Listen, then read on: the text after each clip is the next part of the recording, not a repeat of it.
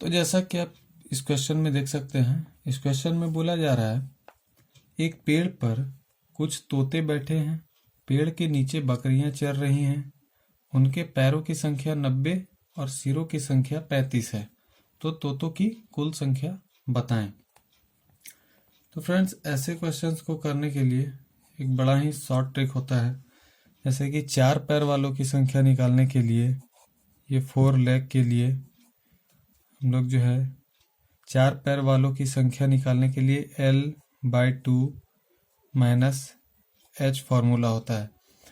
यानी कि जितने भी पैर दी हुई है उसका आधा करके सिरों की संख्या घटाने से 4 पैर वालों की संख्या जो है वो जानवर निकल जाते हैं। तो हम लोग करते हैं इससे। L लेग कितने दी हुई है, पैरों की संख्या 90 है, तो ये है 90, L की जगह पे 90 लिखा गया, /2 माइनस हेड है 35, सिरों की संख्या 35 है,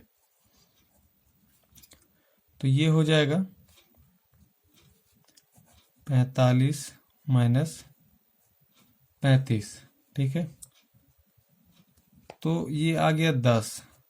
ठीक है, तो ये जो 10 निकला ये क्या है, ये है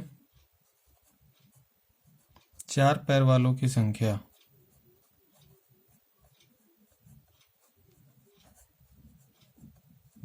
ठीक है, बट हमें निकालना क्या है, हमें निकालना है तोतों की कुल संख्या।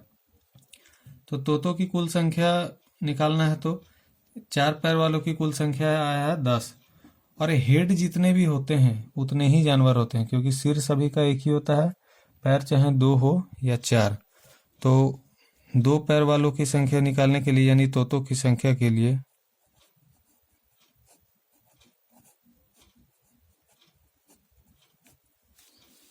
टोटल सिरों की संख्या 35 है, उसमें से ये 4 पैर वालों की संख्या घटा देंगे, जो कि 10 निकल कर आया था, तो ये आ जाएगा हमारा आंसर 25। देखते हैं अगले प्रश्न को। इस क्वेश्चन में बोला जा रहा है ए और बी एक काम को क्रमशः 18 और 24 दिन में कर सकते हैं। वे एक साथ 8 दिन तक काम करते हैं और तब ए चला जाता है। शेष काम को बी कितने दिन में पूरा करेंगे। ठीक है, तो ये टाइम एंड वर्क का सवाल है, इसे हम लोग एलसीएम मेथड से सॉल्व करेंगे, जो कि काफ़ी आसान होगा।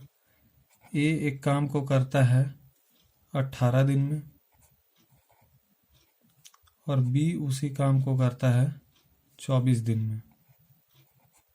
ठीक है, तो अब हम लोगों को इन दोनों का एलसीएम लेना है, जो कि इसका एलसीएम हो जाएगा 72।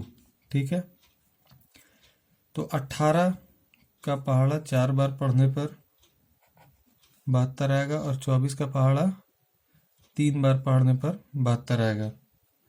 ठीक है, यानी कि ये जो है 4 यूनिट काम कर रहा है और ये 3 यूनिट काम कर रहा है।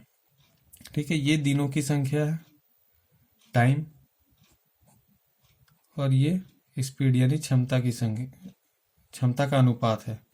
ठीक है, तो ये 4 यूनिट काम करेगा और ये 3 यूनिट काम करेगा। ठीक है, तो अब बोला जा रहा है वे एक साथ 8 दिन तक काम करते हैं, तो वो दोनों एक दिन में कितना काम करेंगे, तो 4 और 3 मिलकर 7 काम करेंगे। ठीक है, और वो बोल रहा है कि 8 दिन तक काम करते हैं, तो 8 दिन तक कितने काम करेंगे, 8 दिन तक वो काम करेंगे 7 8 जा 56 यूनिट।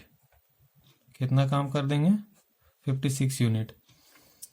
तो 56 यूनिट तो काम हो गया, तो बचा कितना, 72 यूनिट टोटल काम था, 56 हो गया, तो अब इसको घटाने पर आएगा 16, यानी 16 यूनिट काम बच गया। ठीक है, अब यहाँ तक हो गया। अब बात है शेष काम को बी कितने दिन में पूरा करेगा।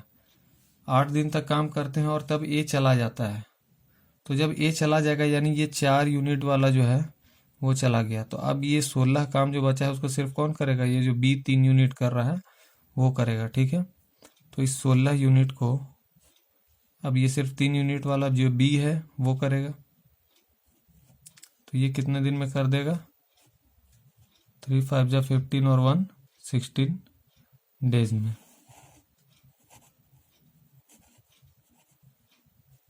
तो आशा करता हूँ आपको समझ में आया होगा। चलते हैं अगले प्रश्न पर।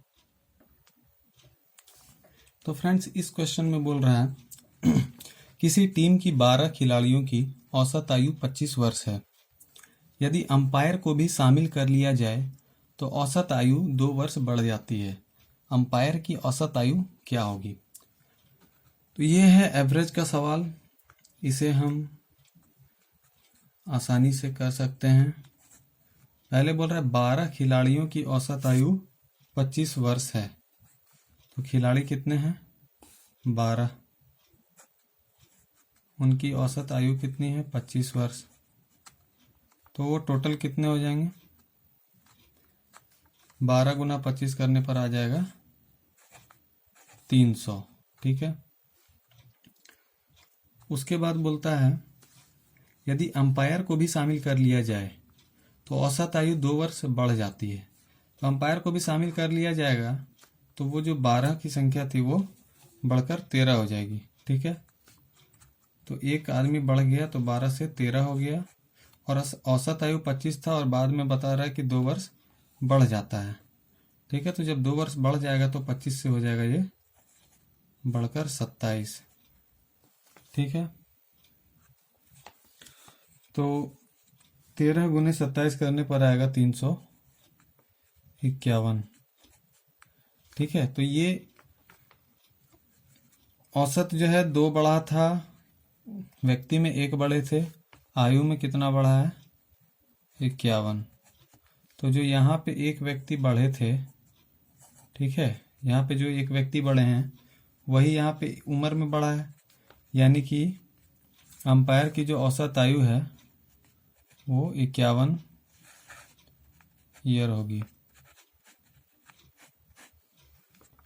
देखते हैं अगले प्रश्न को। इस क्वेश्चन में बोला जा रहा है यदि 15 मिनट में एक टंकी का 3/16 भाग भर जाता है तो शेष टंकी कितने समय में भरेगी? 15 मिनट में टंकी का 3/16 भाग भरता है, तो हम लोग इसे सीधा इस तरह से लिख सकते हैं 15 मिनट में टंकी का 3/16 भाग भर जाता है।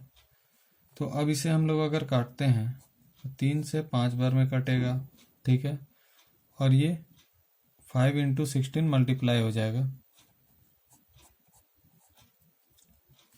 तो 16 5 जो हो जाएगा 80 मिनट, यानी 80 मिनट में टंकी पूरा भर जाएगा। 80 मिनट में टंकी पूरा भर जाएगा, लेकिन 15 मिनट तो पहले ही भर चुका है। तो अब कितने देर भरेगा? तो अब जो भरेगा वो 80 - 15, टोटल 80 मिनट में भरेगा। 15 मिनट पहले ही भर चुका है, तो अब बच जाता है 65 मिनट।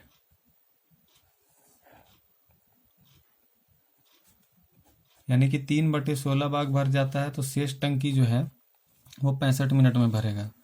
अगर ये पूछता कि टंकी कितने समय में भरेगा तो 80 मिनट ही हो जाता, लेकिन यहाँ शेष लिख दिया है, इसीलिए हम लोग टोटल में से जो पहले भरा है उसको घटा कर लिखे हैं।